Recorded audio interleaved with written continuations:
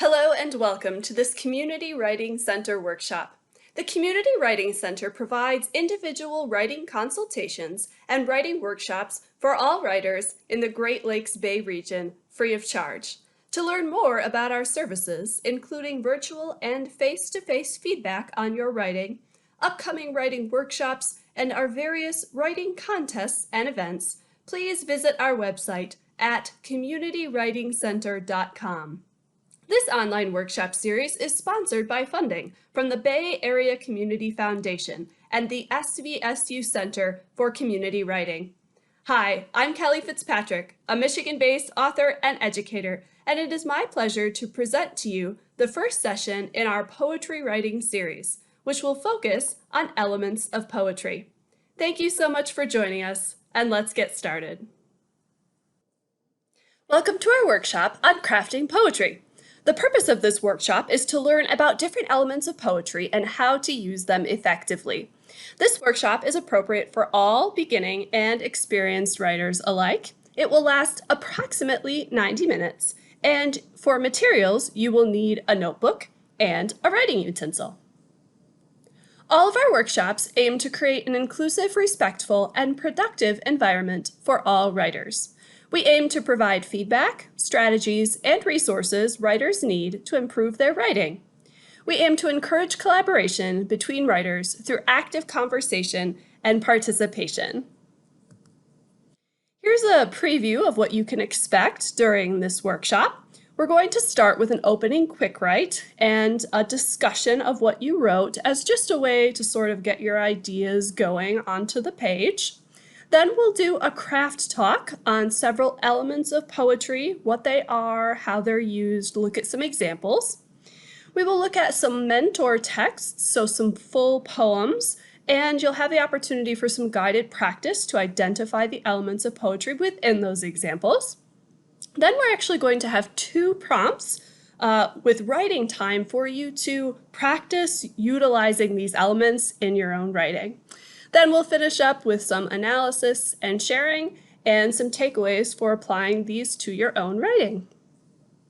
All right, let's get started with our opening quick write to get our creative juices flowing. So for this quick write, you're going to take your notebook and I'm going to invite you to write a poem based on one of the following prompts, which I'll read in just a second, but I want to start out by saying if you are brand new to writing poetry and you're not really sure where to go, just allow your thoughts and ideas and words to just flow. Whatever comes onto the page, just kind of go with it, even if you're not sure whether it counts as a poem. And I'll give you a hint, almost anything can count as a poem. If you are an experienced writer of poetry, then I would challenge you to take this and maybe go in a direction that you don't normally go. Maybe trust your instincts and let go of some of your editing voice and just explore the prompt and have fun with it. So your first choice is write a poem about one or all of the 4 seasons. So spring, winter, summer, fall. And you can interpret that however you want to. Second option is write a poem about something that is coming to an end. Again, this is pretty open-ended. This could be a relationship, it could be a phase of life, it could be an activity, anything that is coming to an end. And the third option is write a poem to an emotion. So you're actually going to be, if you choose this option, you will be directing your poem to that emotion. So you're personifying that emotion and imagining what it might say or tell you if it's going to respond back to you in the course of that poem. So 5 minutes of writing time.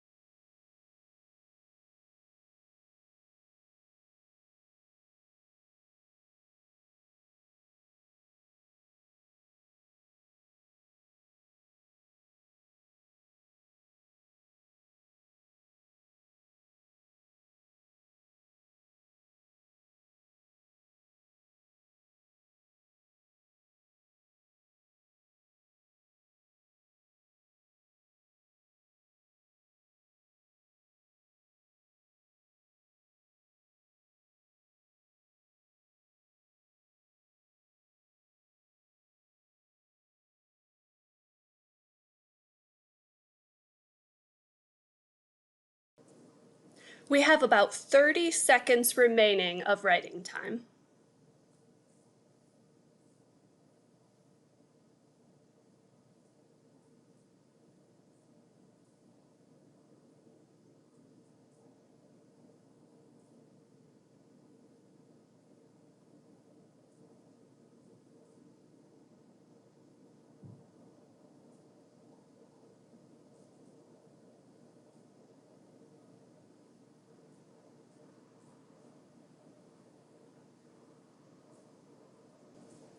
All right, let's come back together. Hopefully you were able to get at least a partial draft of a poem written down.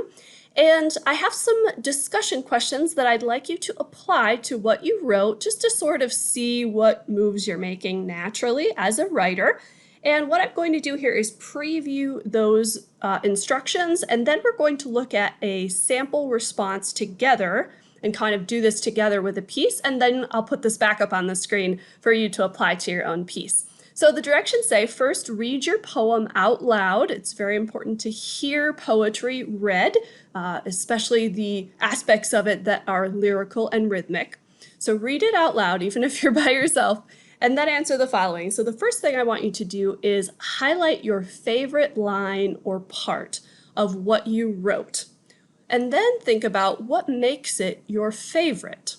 What do you think gives it that power or that appeal? And again, if you're not sure, that's okay. I just want you to start thinking about what makes language effective in a poetic setting. Then I want you to mark a spot that you think maybe isn't at its full potential yet. So maybe it needs revision, or something's missing, or maybe you're not sure it belongs there at all. So these are sort of opposites. What's really standing out as like, ooh, this is really good for the first one, and then what are some points of opportunity, I like to call them, if you were to go back and work with this piece some more. And then finally, did you write your poem in complete sentences or fragments? Did you use punctuation, or maybe you used no punctuation? You could also look at things like capitalization, line breaks, anything that has to do with the physical form or structure of the poem. And then think about what effect do those choices have on your poem's meaning, on the way that readers might interpret the impression that comes to them when they read it. And again, if that sounds too confusing, that's okay. But just kind of look at what you naturally did as you were writing, and then you'll be able to compare that later in the workshop to different techniques that we're going to look at. So before you apply this to your own piece, let's look at an example piece that was a response to the prompt. And this was about writing about a season, and so I chose to write about fall here. So as the instructions say, I'm going to read the poem out loud first, and then I'll just go through and quickly note the things that are in the instructions. Acrobats pull spectators to wooden benches. Henna crusts sable on my arm.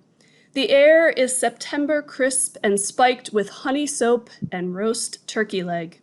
Jousting sticks crash like needles of history, weaving a lock stitch around this moment of escape. My favorite shop, stamped leather journals, wood pulp, twine, a smell that is ancient yet familiar. Okay, so this is a draft of a poem. It may or may not be finished yet. It doesn't have a title yet. That's totally fine. I wrote this based on one of my favorite things to do in the fall, which is to attend the Michigan Renaissance Festival. And so these are some of the images that came to mind when I thought about that season. So taking a look at the instructions that we were given here, okay, the first one says, highlight your favorite part, and then second one is find a spot of opportunity. So for me, when I look back at this, the green line is the one that I like the most. So henna crusts sable on my arm. That refers to henna ink. You can get like the temporary henna tattoos at a Renaissance festival, and it has a very distinctive feel on your skin because it has to kind of dry and then flake off for the ink to take. And I really love that this is called a sensory detail. So I really love the way that invokes that feeling on my skin. And then the line that I really think needs more work is the opening of the poem here. I have this image of acrobats kind of pulling people into their show, but I think it's missing something. I think it really needs some more details. So if I were to go back and revise this, I would really look at maybe expanding the beginning of the poem here. Now, as far as punctuation and structure goes, I did write this in mostly complete sentences that have capital letters at the beginning and periods at the end. That wasn't necessarily a conscious choice, it just sort of evolved. In fact, when I started writing it, they were more fragments, but I found that they didn't really make sense. And so I decided to turn it into a poem that has complete sentences, but that's broken up line by line. And I thought that gave a more complete impression. But again, if I went back to revise this, that might change.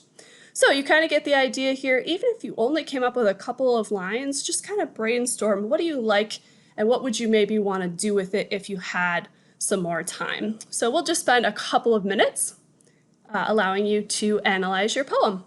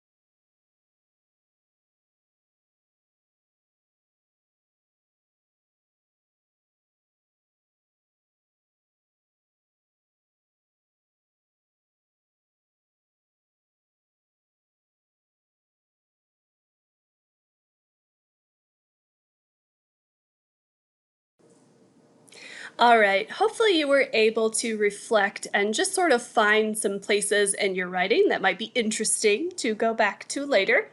Now we're going to do a craft talk on different elements of poetry, which will include mentor texts and guided practice, just so we can kind of get a handle on what these are and how they are used in poetry. So we're going to go over 8 different elements, and they're going to show up on the screen in a list at several points during the workshop. But if you'd like to, jot them down, at least so you have the names of them, that might be helpful later on. But I will try to have them up on the screen at key points during the workshop. So the first one that we're going to talk about is called abstraction. Abstract concepts are ideas that don't have physical objects that you can point to that are truly representative of them. So there's this idea of concreteness. Things like a chair or a car or a tree are concrete. You can touch them. You can really define them in very specific terms. Abstract concepts are things like love and time and honor that are abstract. You can't touch them, and they're also much more slippery when we get to talking about defining them and understanding them. The meaning behind them is both universal, but also very subjective, very personal, and because of that, it's very powerful. most human beings have some sort of a conception of love, but it may vary widely from person to person based on their experiences, and yet that's a thing that is part of the human experience. So I put this one first because this is really, abstraction is really at the heart of a lot of poetry.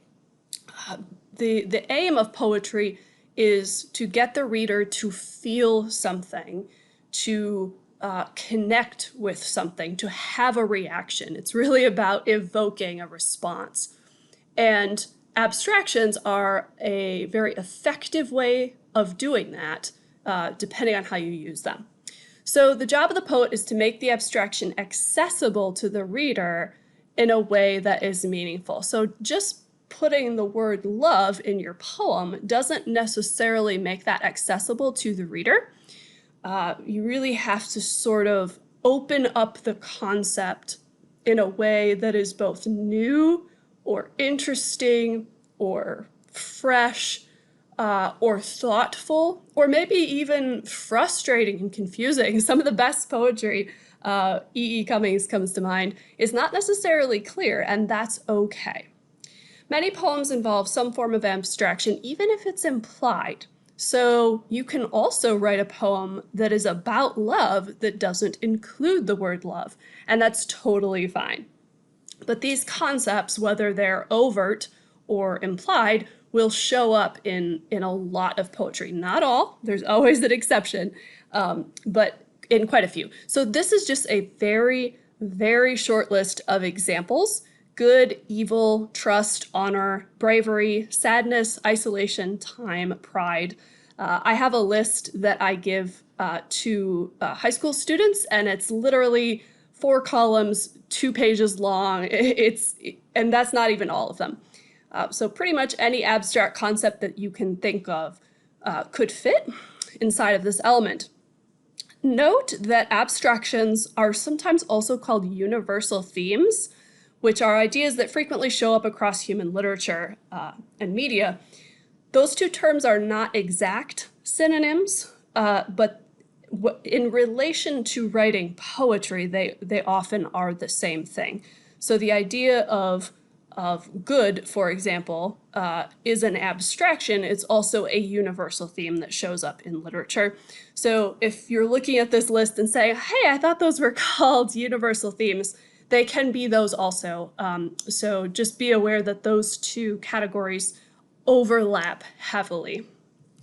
Okay, our second craft element that I'd like to talk about today is imagery. Imagery in a poem is using powerful visual description to evoke striking images in the reader's mind. So this one is usually about sight. It's about seeing things.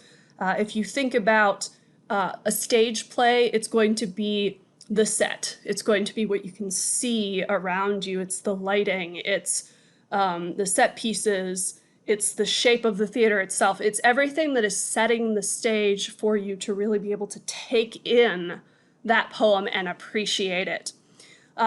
When we hear of writers painting a picture for their readers, that's imagery, okay? Now, I will note that some poets will, imagery could represent more than just sight. Sometimes it's a catch-all term for any sort of vivid description.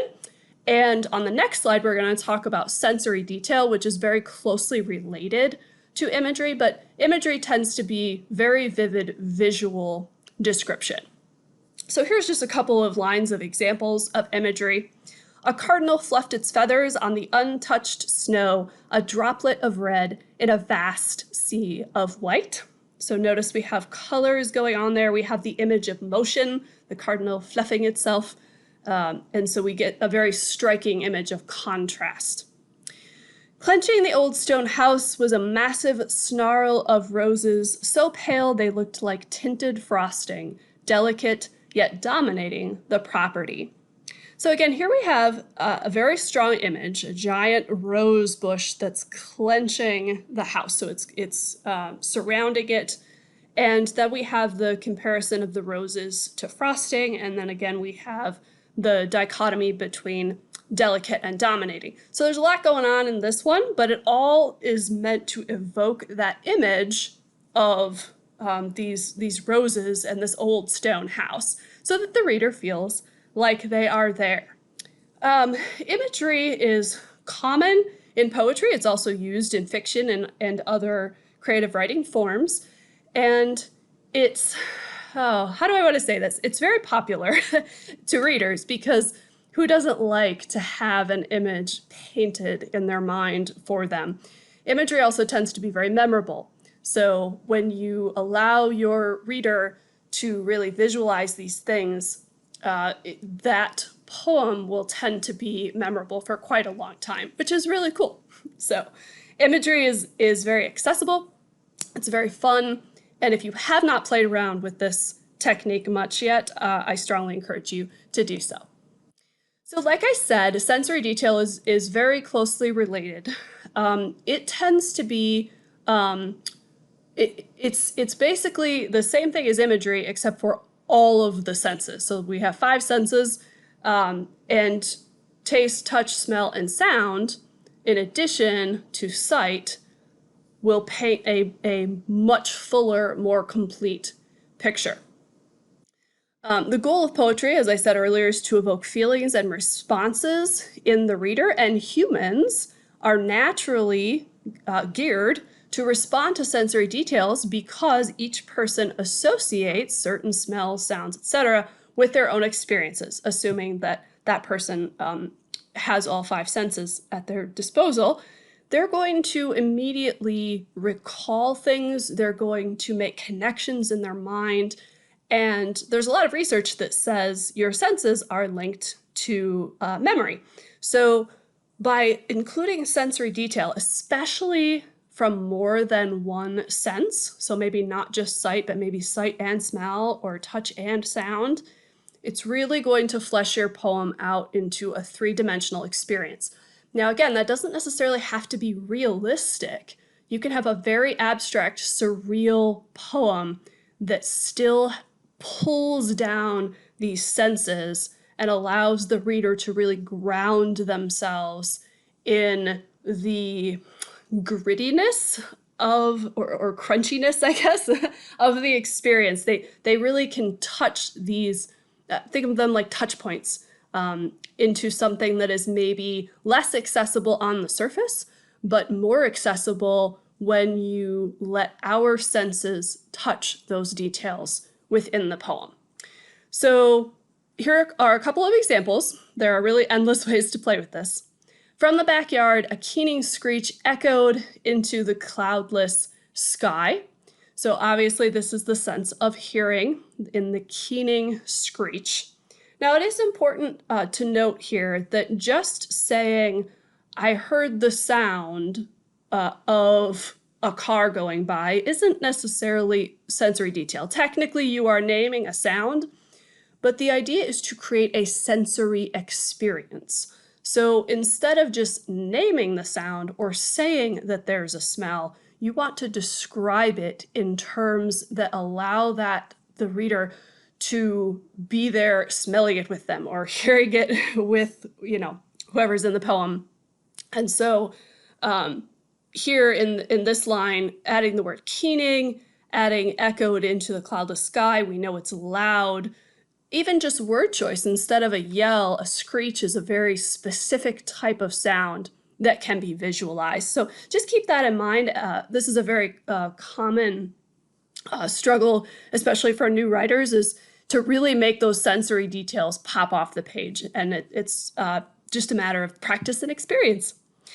Another example is her fingernail snagged on the fluffy fleece.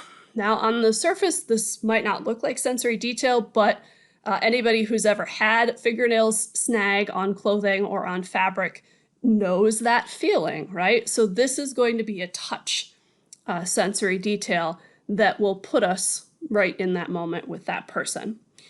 You can layer these. So one experience, let's say a character is in the middle of a very busy city.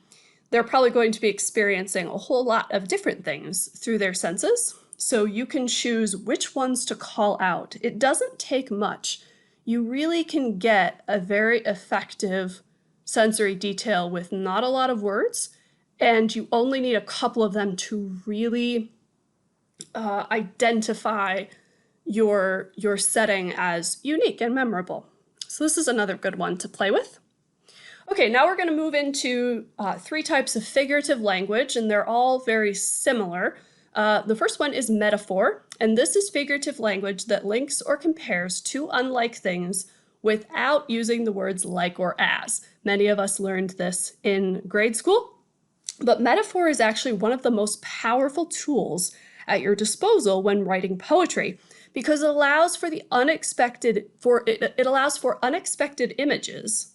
So part of poetry is catching people off guard, right? We go through our daily lives, we see things over and over again, and poetry sometimes will knock us just a half step out of sync with something normal so that we can see it in a different light. And a metaphor is a great way to do that because you get to compare two very unlike things.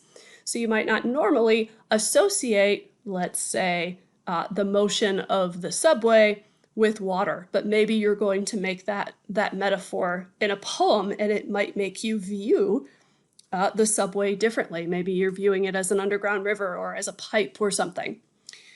The other way that it's really powerful is that it gives us a new perspective on the familiar. So I guess those are kind of tied together, but it really allows us to get into someone else's mind and let them see something through your eyes. And that's one of the most powerful things we can do as human beings for each other. So here's some examples of metaphors. The great white ship of the moon sailed into view. So obviously we're comparing a ship and the moon. Now then we use the verb sailed to continue that metaphor. A metaphor doesn't have to be continued. If it's continued through an entire piece or for a good chunk of a piece, like a stanza or something, it would be called an extended metaphor. So that means we've established the connection between the two unlike things, and then we're going to pull that all the way through the piece and play with it and question it and allow it to kind of cycle on itself so that we really can open up some of those connections between things that we might not have otherwise seen. The earth is a woman. So this is the simplest way to form a metaphor is by saying one thing is another. An unwavering army of swans descended. And if you've ever seen this happen, it can be very striking, but the metaphor here is comparing swans to an army. And this is a metaphor that we hear so often that you might not even recognize that it is a metaphor. We hear an army of, blank a whole lot. But they are two unlike things, at least on the surface, until the swans start attacking. Here's another one. My throat is sandpaper. Again, comparing to unlike things. The orbit is a gentle swirl, a dance move. So this is, I guess, a compound metaphor. An orbit is neither gentle nor a swirl, and it's definitely not a dance move. So those things are kind of all working together to recharacterize the orbit of that planet or whatever it is. So metaphor is very powerful. You don't want to overuse it, but a carefully chosen metaphor in poetry, just like in flash fiction, can really set the tone for how you want your reader to envision the subject, maybe the abstraction, that you're going to be discussing. So the next one is simile, and this is exactly the same thing as a metaphor, except it uses the words like or as. So we're still comparing to unlike things, but just the grammatical construction is such that it uses one of those two words. So we're going to skip down to the examples. Most days my mother is like a gladiator. So comparing mother and gladiator, notice the word like.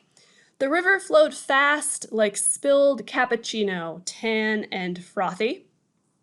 So comparing a river to cappuccino. And sometimes I like to add an additional descriptive phrase here. So tan and frothy goes the extra step of maybe making that connection of how it relates. You don't have to do that, but sometimes that can help with the imagery part of being able to see this in your mind. I threw him a look like a dart to a board. So obviously our eyes are not darts, but in this case, it's a very apt way of describing that look. You know that it's piercing, right? Just like a dart. Quick as a spooked whitetail, we cleared the forest. So here's a sentence structure where the metaphor comes first before the action that it is describing. I apologize, the simile comes first before the action. So kind of two sides of the same coin, metaphors and similes. And then the third piece of figurative language is personification. And this is to personify an inanimate object in a poem, not a person, okay? So technically you can also personify animals, but you can't personify a person. So that's really the only thing that you cannot personify. You can personify emotions. So you could personify, I don't know, guilt or something. You can personify an object. You can personify a season, really anything that's not a person. But to do that, you're going to ascribe to that object or thing human-like traits or characteristics, as if it actually has a personality or feelings, or is taking action, or is making decisions realistically that it could not do in real life. So here's some examples. The tree shivered in the wind. And again, this is maybe a common enough turn of phrase that you might not recognize it, but trees don't actually shiver. This is a way of describing it that gives them a little bit of their own autonomy and personality. The book held on to its secrets tightly. I love this image, and it really makes the book come alive and feel like it has, its own decisions to make here. The painting glared at me. Huffing a gust, the hurricane coughed the last of its rain on the coast. So here we've got huffing and coughed that are both actions that a hurricane can't actually take, that are both personified. I really enjoy personification because it gives character and liveliness to a poem that maybe otherwise wouldn't have that sort of activity going on in it. So this can be a way to sort of bring things to life. Repetition and rhyme are two separate things technically. Rhyme is I guess, a subset of repetition. We're going to deal with them on the same slide here. These literary devices are both common in poetry, and they involve something that is repeating. So repetition could be repeating images, phrases, grammatical structures like in parallelism, and they can add certain effects to a poem. Think of how repetitive chants build a cadence and linger in your mind. Repetition can also reinforce a concept. So the more times that you say it, the more likely the audience is to get it or to remember it. It can build rhythm. It can build like a cadence that has power, or it can build a lyricism, almost like a sing-songy sort of effect.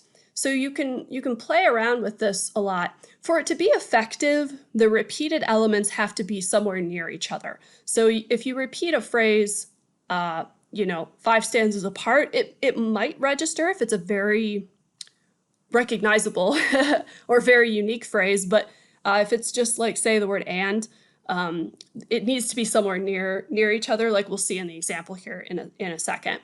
So rhyme is then a type of repetition in that it's repeated sounds, usually at the end of a word, or at the end of a line. But you can have rhyme work in many complex ways within poetry. You can even have internal rhymes within words themselves. So we don't have time to go into that at length here, but I do want you to know that not all poems rhyme and they don't need to. So you're welcome to play with rhyme if you want to, if it feels right for the type of poem that you are writing. Rhyme adds a certain level of structure and a rigidness almost because it's planned. Rhyme doesn't usually just happen. It is, well, it could, I suppose, but usually it's very planned out. It's very formulaic, and that can add power to the piece, but it does affect the tone. And so you want to think about what it is that you are trying to get across there to know if that's going to be right for your poem. So here's an example that has both repetition and rhyme in it. I never thought I'd be a fighter. I never asked to join the fray. I never knew I would be needed to give hope for one more day. So very simple little stanza here, but we have repetition in the words I never, and then those are followed by a verb. And then we have rhyming at the end of lines 2 and 4 with fray and day, which is a very common rhyme scheme. So here are a couple more elements that you can play around with if you so choose. I really, really enjoy repetition. I feel like it just has the ability to add power like very few other elements can. Okay, so those are all the ones that we're going to talk about today. Again, this is not by any means an exhaustive list. These are just some that are very common that we see in all different forms of poetry across history. So I'd like you to just reflect here for a second. Which of these elements are already familiar to you? So which ones have you either seen before or used before in your own writing? And which do you think are your strengths, and which would you like to experiment with more? So, for example, when I write poetry, I use a lot of imagery and sensory detail. Those are things that I'm very comfortable with. I know that I can do them relatively well.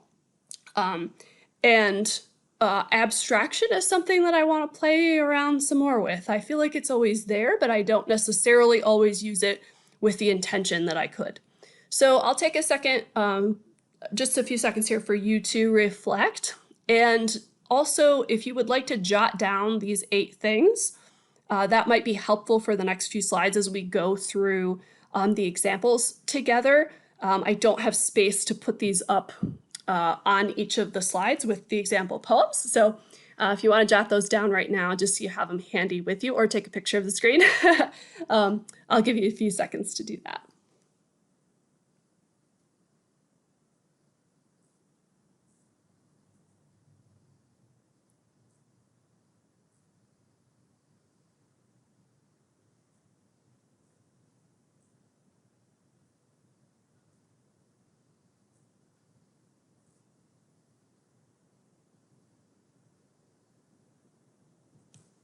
All right. So just some things to finish up our discussion here. Again, this is not an exhaustive list. Some poems may use one or more of these elements together, and they can be combined in many ways. So a single line of a poem might actually contain a metaphor and a piece of imagery and repetition, and sometimes like the same word or phrase could be all 3 of those things. So just know that they're not necessarily always discrete, but they can synergize and work together. Remember to stay focused on what type of response it is you are trying to evoke in the reader. This is especially important if you're trying to figure out, like, what type of metaphor should I use? I want to describe this loud explosion. What should I compare it to? Compare it to something that will give the tone or the feeling or the impression that you want this poem to land on the reader. Now, obviously, readers bring their own understanding and interpretations to a work, so you can't know that for sure. But as a poet, you want to think about what direction are you slanting in? What provocations are you offering to the reader to kind of invite them into a certain type of response? And then bend your creative choices in that direction. So choose a metaphor that works with the type of tone that you are going for. Okay, so we're going to pause for a second before we move into our examples. And I want you to look back at your quick write poem from earlier and see, do you see any of these elements that we just talked about in your poem? So again, it's okay if you do not see them. But now that we've kind of, had a overview or a refresher on what these are, see if you can spot any of them in the draft that you had going. What type of response do you want your poem to evoke in the reader? Again, this was from your quick write earlier. And if you are in a setting where you can have another person read the poem and just give you their initial reaction of what are you feeling right now, that could be really helpful to know how it's going to land with readers. But if not, just go ahead and read it yourself and kind of think, what do I want people to walk away from this piece wondering about or feeling? What type of takeaway do I want them to have? Which of these elements might you incorporate into your poem to enhance that purpose? So if you were going to work with this more, just jot down which ones you think that you could maybe play around with. I'll give you a couple of minutes to do this, and then we will move into our examples.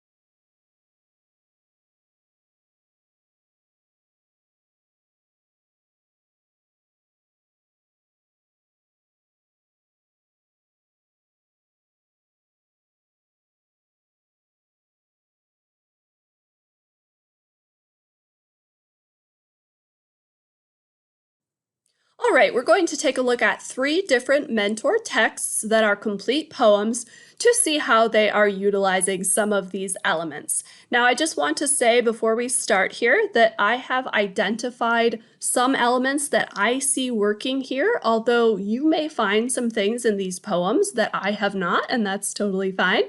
There's also some spots where a line could be more than one thing, as I mentioned earlier. So I lit it up as one thing, but it might be more than one.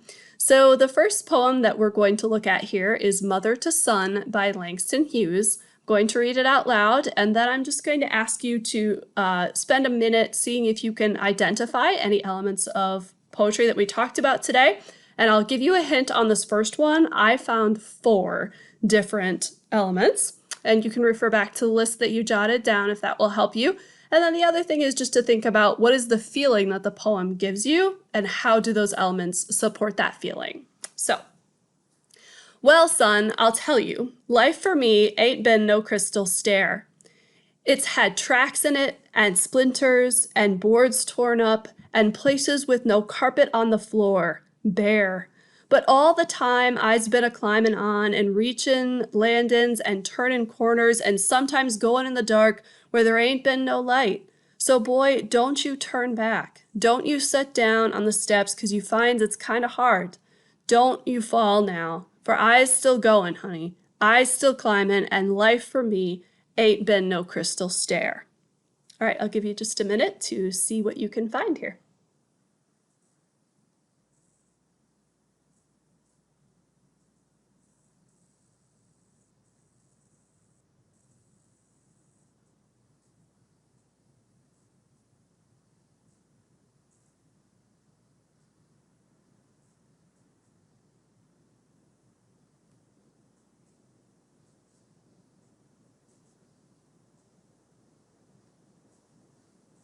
All right, let's take a look at this one together.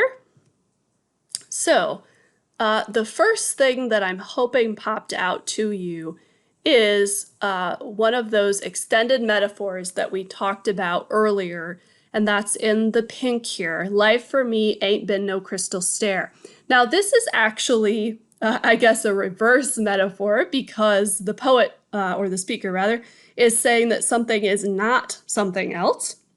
But that comparison then informs the whole rest of the poem.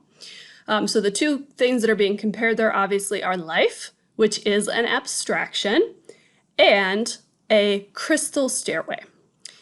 I also picked up on some sensory detail here of the sense of touch with tacks and splinters, which anyone who's ever gotten a splinter while walking up a wooden staircase can definitely feel that. And then we have the repetition of the word and in two different sets here throughout the poem. And I also marked the abstractions of dark and light that are used toward the center of the poem. There are several other elements going on here, but those were some of the strongest ones that really inform this poem and make it so powerful by describing what life is not. And by using that and, it reinforces the idea that this is hard. So this journey has not been an easy one, and things pile up and pile up and pile up, and there's more and more and more steps. And by repeating that conjunction over and over again, it adds to that feeling of difficulty that the speaker is trying to get across. So, very effective usage of those elements here. Our second example that we're going to look at is called The Mermaid in the Lake, and this is a poem from the collection The Lake Michigan Mermaid by Anne Marie Oman and Linda Nemec Foster. And I'll go ahead and read it while you search for elements. Away from the depth of oceans, away from the edge of stark rocks, away from the dancing rivers, away from the stillness of ponds, away from the green reeds of marshes, away from the empty laughter of fountains, away from all the waters I have known. I come to this lake, this blue pearl. I come to touch the bottom of its memory. I come to trace its line of horizon. I come to sing of its clouds and their shadows. I come to claim its shells and sand and gulls. I come to find loneliness and its daughter. I come to find her. I'll give you just a minute to see what you can find.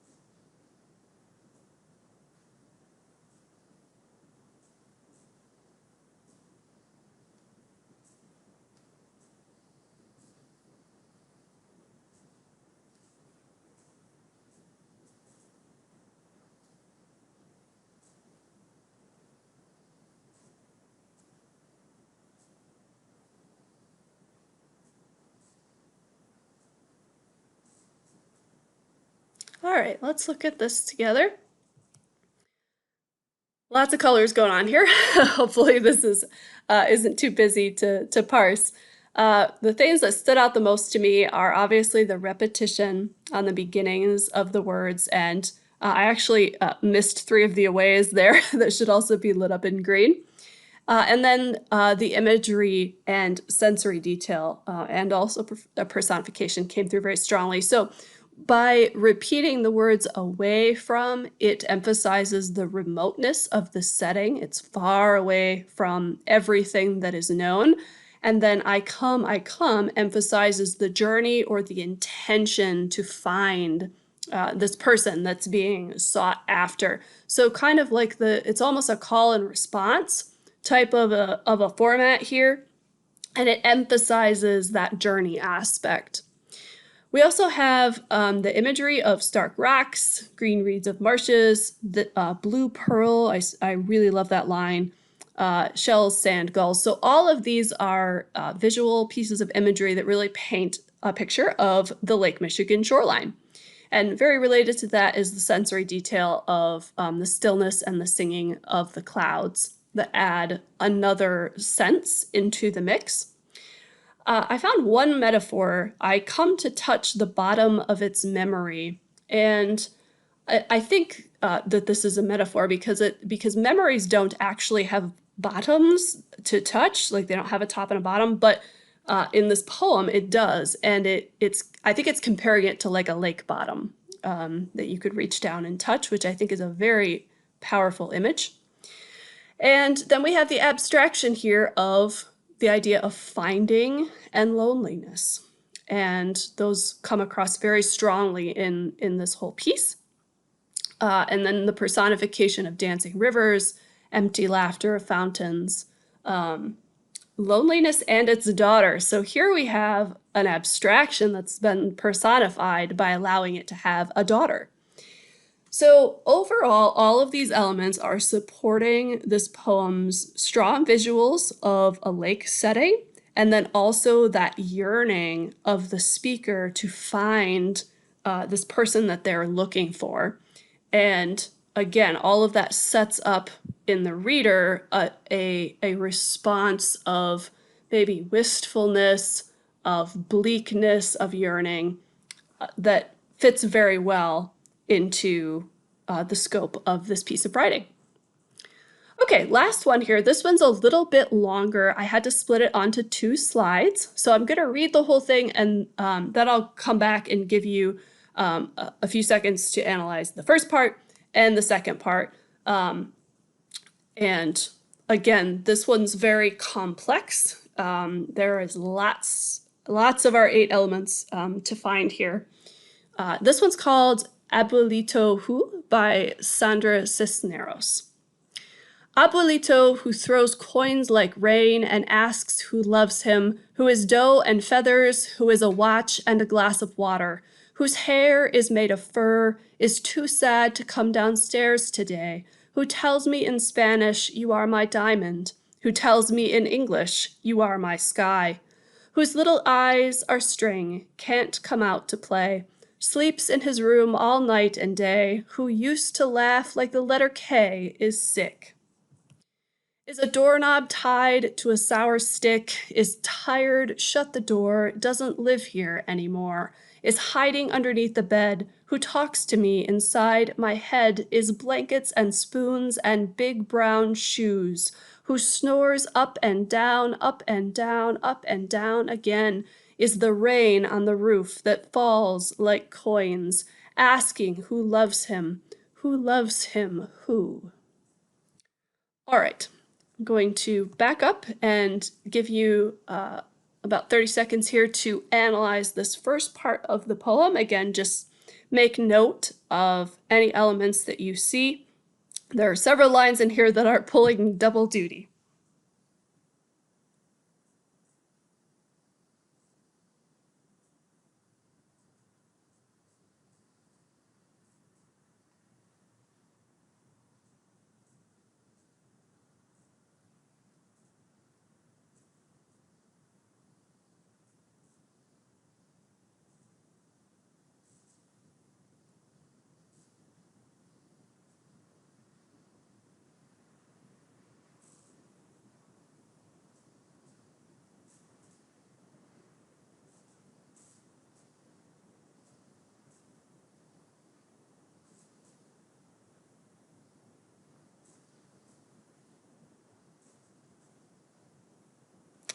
All right, if you want to wrap up your notes for this part. Okay, here's the second half of the poem to analyze.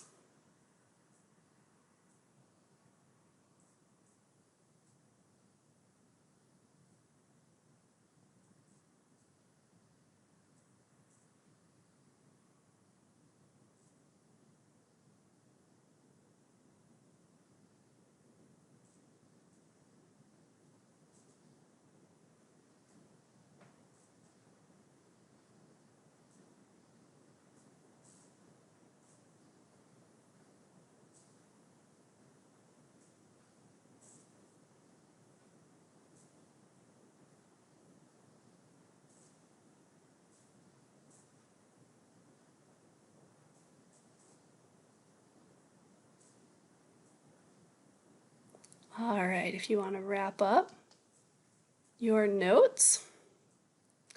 Okay, again, as I show you what I found here, you may have found other things, but on the first half here, there's a simile in the very first line. So, Apolito, who throws coins like rain, is a comparison going on there. There are a ton of metaphors in this poem. In fact, its whole structure kind of is based on Apolito is, and then saying over and over again these different objects and comparisons that really allow us a window into how the speaker views this person in their life. Sensory detail, hair is made of fur, and laugh like the letter K is sick. That is also technically a simile.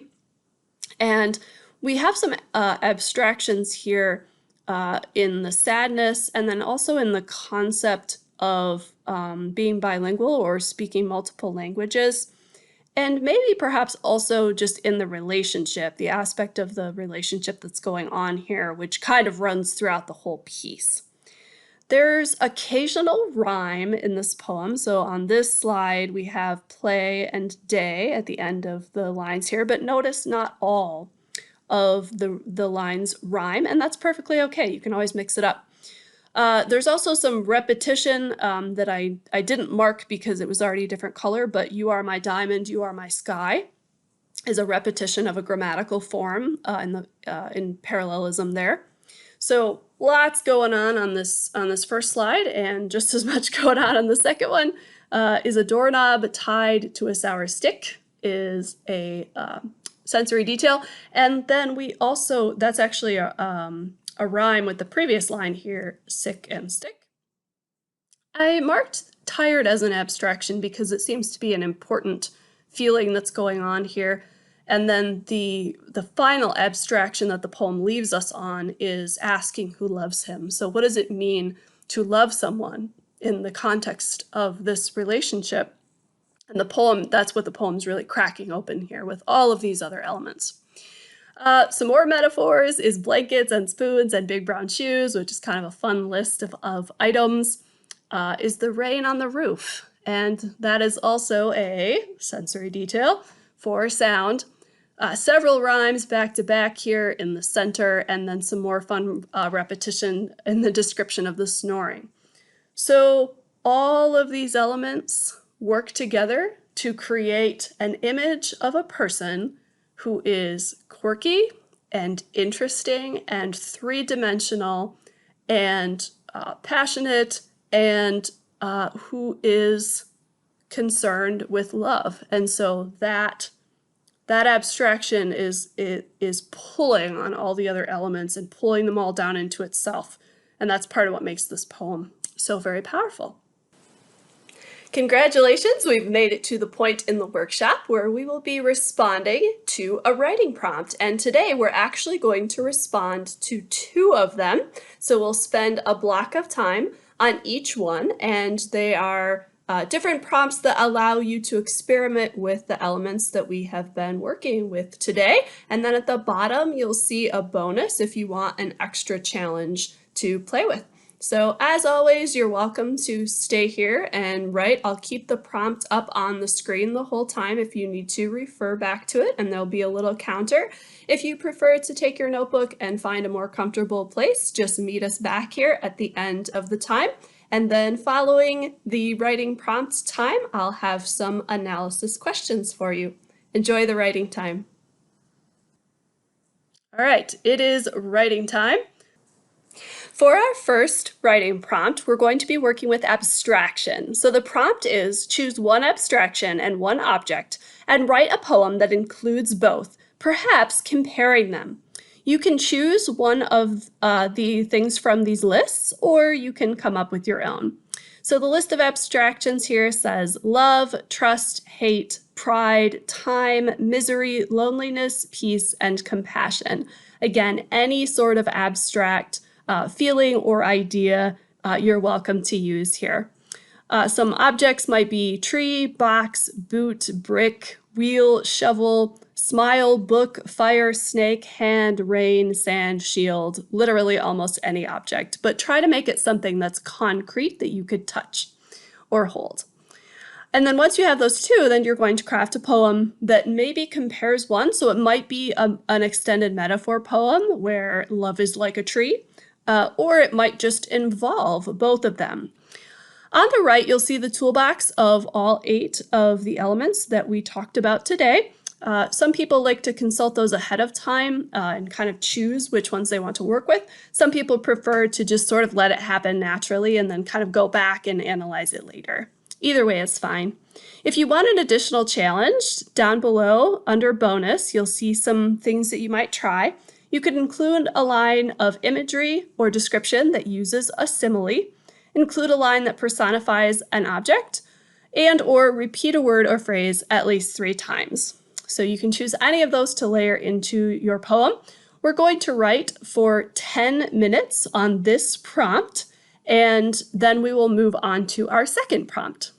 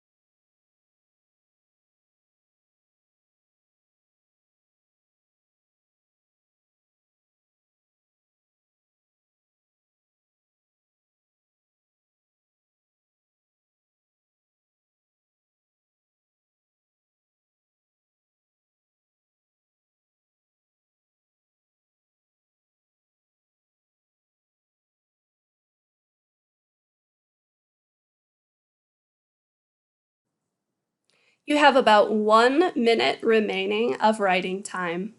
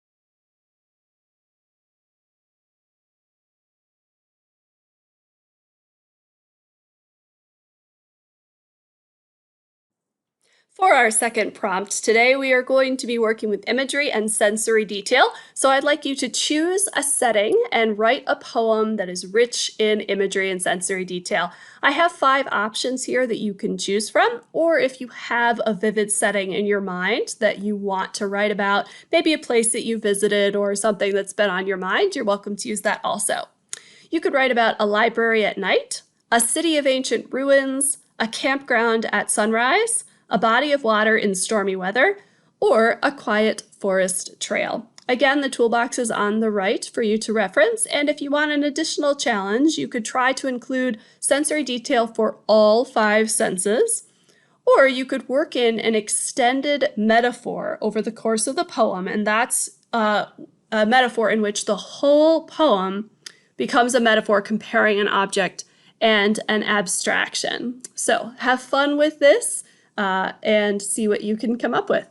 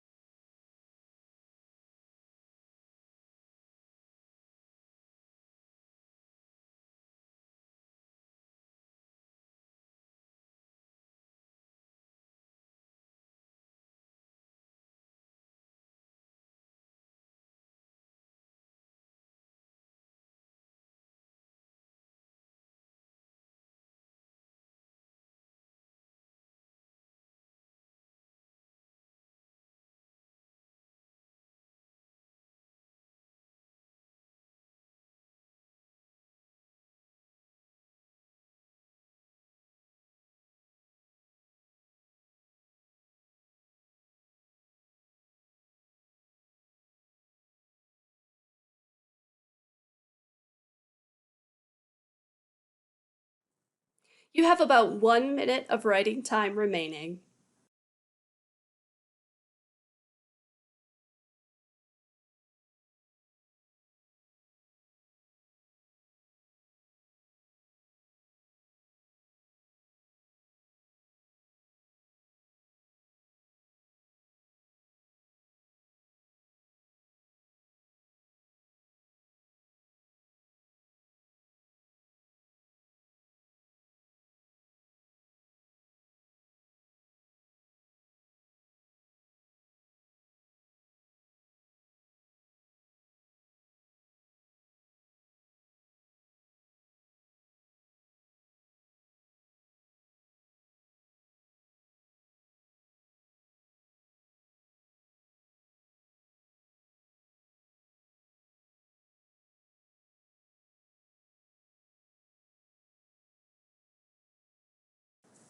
All right, now I'd like you to go back and look at your two poems and answer the following questions. What elements of poetry are present? How are the elements working to support the overall feeling or impression of your poem?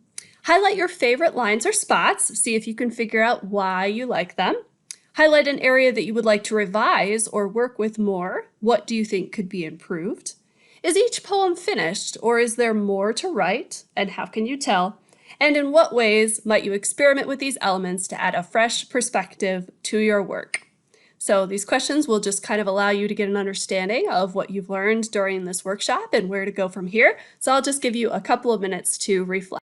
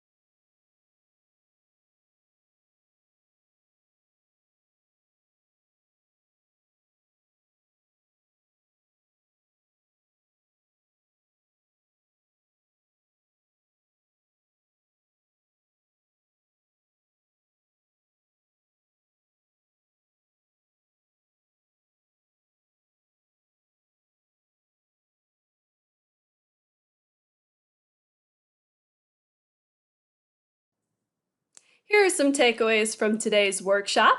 There are many different tools that poets can utilize to build meaning and power in their pieces. The ones we looked at today are versatile and can be very effective if leveraged with intention or sometimes just experimented with. Different elements can be combined or layered to evoke different reader reactions. Experiment and don't be afraid to take risks and try something new. As always, feel free to use these tools in any way that supports your unique writing goals. Thank you for joining us for this workshop on crafting poetry. Be sure to view the other workshops in this series, which you'll see on the screen in a moment during the credits. The Community Writing Center offers a number of other writing workshops, including free consultations on any piece of writing.